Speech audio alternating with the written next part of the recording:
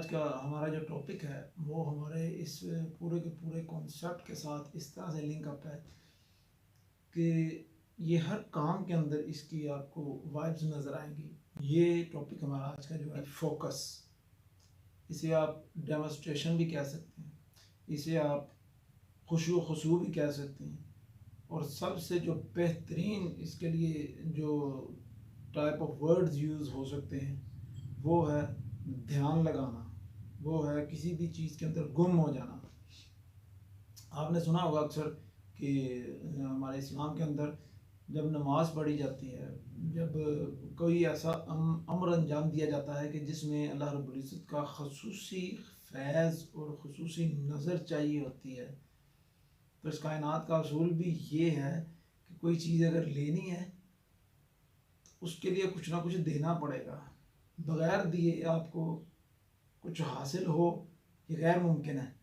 اور ویسے بھی کسی بھی چیز کو اگر آپ نے رزلٹ اچھے لینے ہیں تو اس کے لیے کم از کم آپ کو اس کے اندر پورے کا پورا دھیان لگانا ضروری ہے۔ تو فوکس ہمارا آج کا موضوع ہے کہ فوکس کس طرح سے اور کاموں کو بہترین طریقے سے کرنے کے لیے ان کے جو رزلٹ اخذ کرنے ہیں اس کے لیے کیا چیز سب سے پہلے ضروری ہوتی ہے۔ ہماری پچھلی ویڈیوز میں ہم نے نیت پہ، ہم نے ارادے پہ اور اس کے بعد عمل پہ بات کی ہے۔ یہ بیسیکلی ہمارا آج کا جو ٹاپک ہے یہ اس تیسرے پورشن کی تشریح کے لیے ہے جس میں ہم نے نیت اور ارادے کے بعد عمل کے اوپر اپنی گفتگو کا جو سٹینڈ ہے وہ ادھورا چھوڑا تھا۔ آج ہم اس سٹینڈ کو کوشش کریں گے کہ پورا کریں، کسی نہ کسی حد تک اس کو ایکسپلین کر سکیں کہ کس طریقے سے کسی بھی کام کا نتیجہ اخذ کرنے کے لیے سب سے بہترین ذریعہ کیا ہوتا ہے۔ اور اس میں سے جو ایک اینگل ہے وہ فوکس ہے۔ کوئی بھی کام ہم کرتے ہیں، کسی بھی کام کے لیے اگر ہم ارادہ کرتے ہیں اور ارادہ کرنے کے بعد اس کو ہم شروع کر لیتے ہیں تو اس کے آگے ہمیں اس کام کے اندر پورے کا پورا انہماک چاہیے ہوتا ہے، پورے کی پوری ایک ویژن چاہیے ہوتی ہے اور پورے کا پورا دھیان چاہیے ہوتا ہے اس کے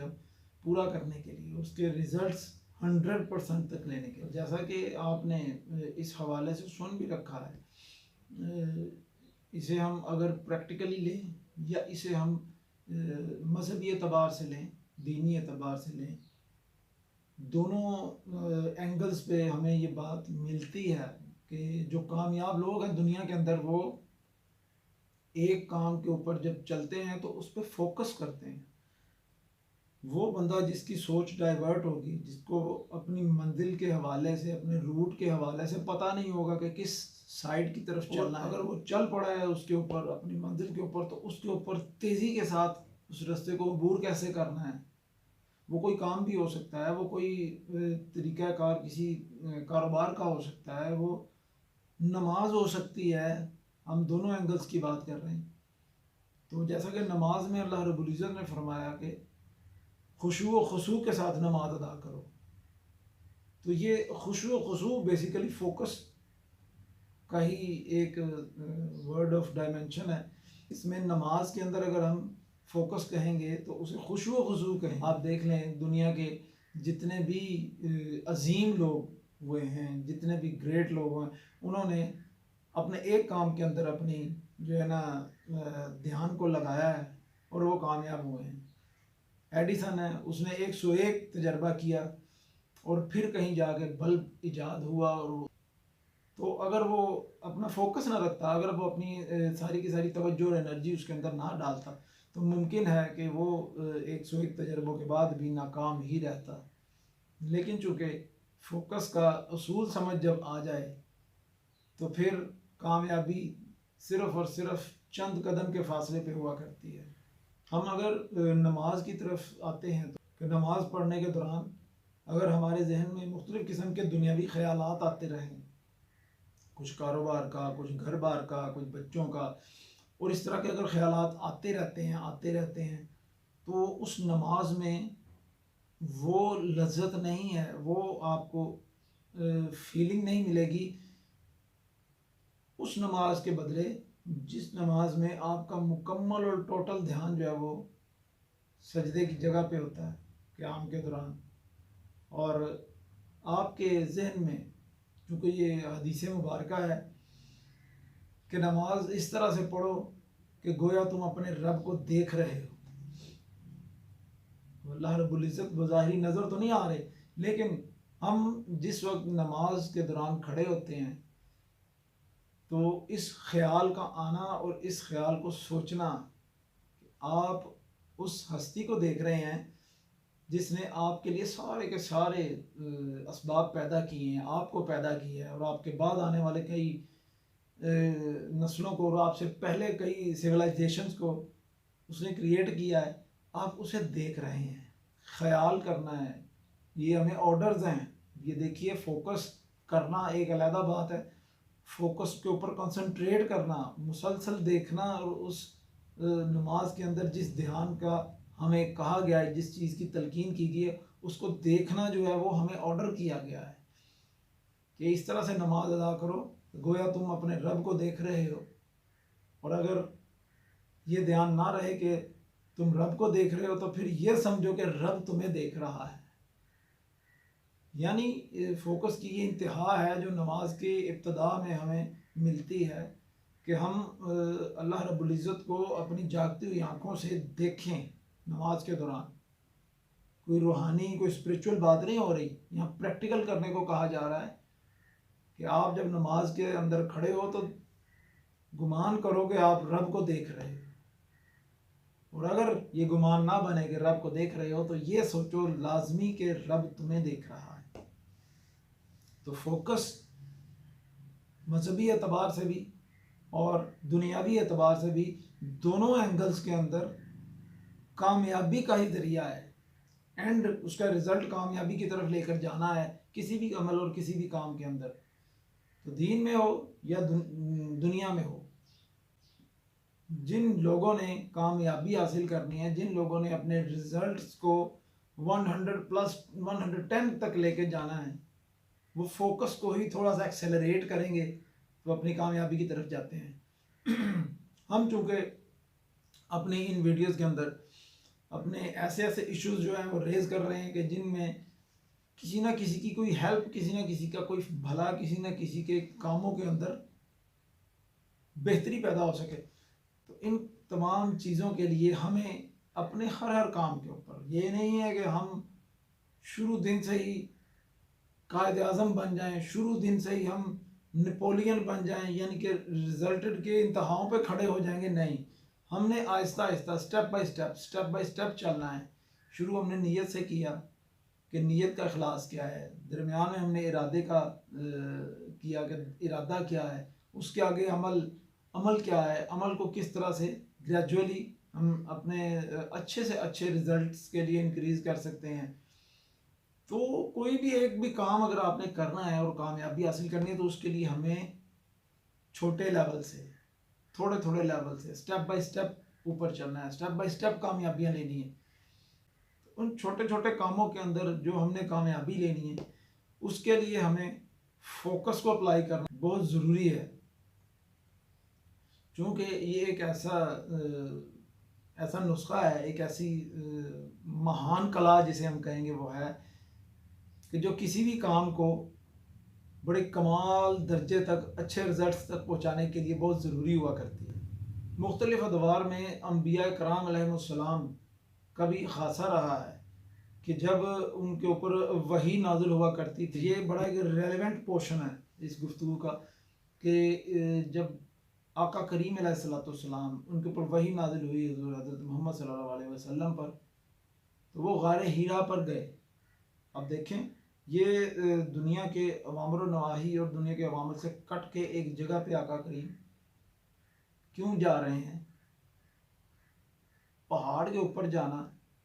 مختلف انبیاء، اس سے پہلے حضرت موسیٰ علیہ السلام، اس سے پہلے حضرت ابراہیم علیہ السلام، حضرت نوح علیہ السلام، یہ کیوں خلوت نشینی میں بیٹھتے ہیں، کیوں علیحدہ جگہ پہ بیٹھتے ہیں؟ صرف اور صرف فوکس کے لیے کہ جہاں اللہ رب العزت کی خصوصی ایک کرم اور فضل جب نازل ہوتا ہے تو وہاں بیٹھ کے فوکس کرنا ہے اس وحی کے اوپر جو الوہی احکامات لے کر حضرت جبرائیل علیہ السلام اتر رہے ہیں. غار حرا ہو، کوہ طور ہو، یہ سارے فوکس بنانے کے لیے رکھے جاتے ہیں، اور ان تمام انبیاء نے اپنے ادوار میں فوکس حاصل کرنے کے لیے ان خلوت نشین جگہوں کا انتخاب بھی کیا ہے۔ آپ اس سے آگے چلتے ہیں، ہم ایڈیسن کو دیکھتے ہیں، پہلے جس کی ہم نے گفتگو کی، اس کی والدہ کو اس کے جب جہاں بچپن میں وہ پڑھا کرتا تھا، اسکول والوں نے خط لکھا کہ آپ کا بچہ اس قابل نہیں ہے کہ ہم اسے پڑھا سکیں، اس کا دماغ اس قابل نہیں ہے کہ وہ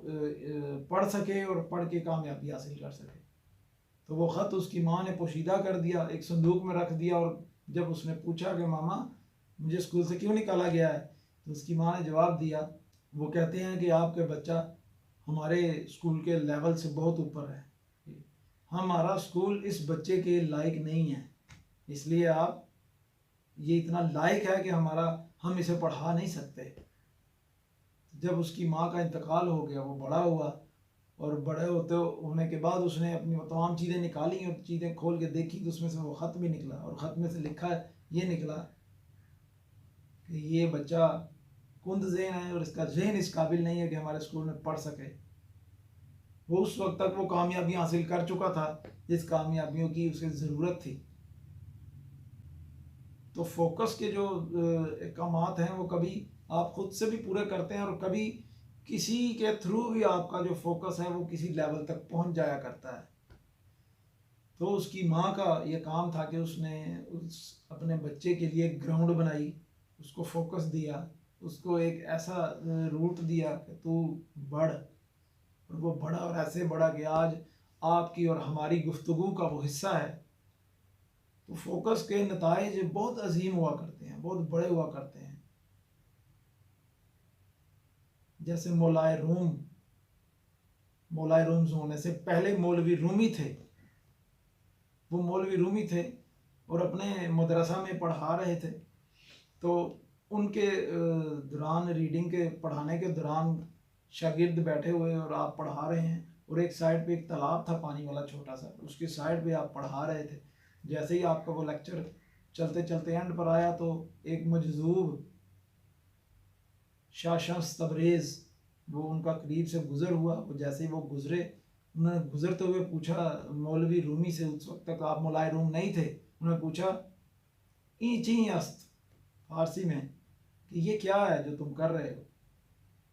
آپ نے فرمایا، مولوی رومی نے، این آن است کہ تو نہ دانی، کہ یہ وہ چیز ہے جو تو نہیں جانتا۔ انہوں نے کہا ٹھیک ہے۔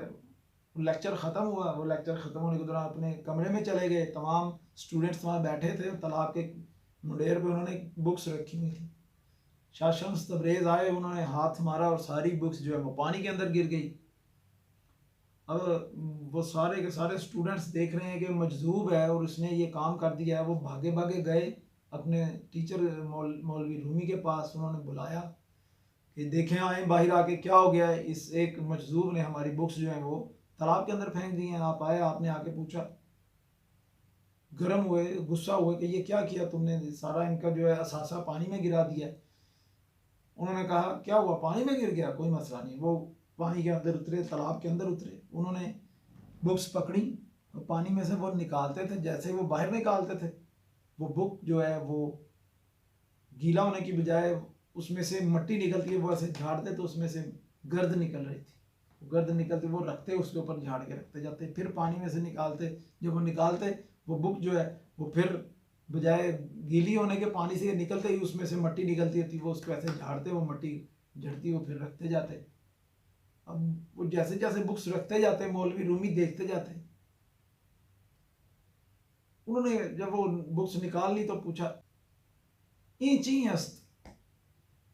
کہ یہ کیا ہے؟ شاہ شمس تبریز بولے این است کہ تو نہ دانی۔ بس وہ ایک لمحہ تھا وہ مولوی رومی سے مولائے روم بننے کا، کہ جب آپ نے دیکھا کہ یہ تو وہ چیز ہے کہ جو میرے پاس نہیں ہے، تو بس پھر وہ ان کے پیچھے چلے اور ان کے ساتھ جنگلوں میں چلے اور فوکس کیا کہ کیا چیز ہے جو مولوی رومی سے مولائے روم تک لے کے جائے گی۔ پھر انہوں نے ایک وقت آیا کہ اپنی مثنوی شریف لکھی، اور اس مثنوی شریف میں وہ حکایات بیان کی، وہ چیزیں بیان کی جو کہ فوکس پانے کے لیے اور جو کسی بھی ایک اچھے رزلٹ تک پہنچنے کے لیے کسی کو بھی ضروری ہے، اور یہ مولائے روم وہ ہیں کہ جس کو اس وقت پورے یورپین کنٹریز کے اندر جو 4 مسلم ہستیاں ہیں جن کی حکایات کوڈ کر کے انہیں بعمل طریقے سے یوز کیا جاتا ہے، ان میں سب سے پہلے امام غزالی ہیں، اس کے بعد ابن العربی ہیں، اور تیسرے نمبر پہ مولائے روم ہیں، اور چوتھے نمبر پہ علامہ محمد اقبال ہیں۔ تو مولائے روم وہ ہستی ہیں کہ جنہیں پوری یورپین کنٹری اور اس وقت پورا ورلڈ مان رہا ہے۔ یہ اس فوکس کی وجہ سے ہوتا ہے جو آپ کسی بھی چیز میں جو آپ کے پاس نہیں ہے اس کو لینے کے لیے اس کے پیچھے دوڑتے ہیں، پھر ایسا آپ کا نام بلند ہوا کہ اس وقت پوری دنیا کے اندر اور آپ کی حکایات بھی چلتی ہیں، آپ کے احکامات چلتے ہیں۔ مثنوی شریف کو لوگوں نے یورپین کنٹریز کے اندر اپنی زبان کے اندر اپنی لینگویج کے اندر ٹرانسلیٹ کر کے اس سے حکایات لی جاتی ہیں۔ تو فوکس بیسیکلی ہمارے ہر چھوٹے سے چھوٹے کام کو بڑے سے بڑا کام بنا دیتے ہیں۔ فوکس ایک ایسا گر ہے جسے ہم اگر اپنے اوپر ٹرانسپلانٹ کر لیں تو ہمیں کامیابی سے کوئی نہیں روک سکتا۔ آپ کو اگر آج کی ویڈیو پسند آئی ہوگی تو اسے لائک ضرور کریے، شیئر کریے، کمنٹ باکس میں کمنٹ ضرور کیجیے، اور سبسکرائب کرنا نہ بھولیے گا۔ اپنے ہوسٹ عابد حسین کو اجازت دیجیے۔ اللہ حافظ۔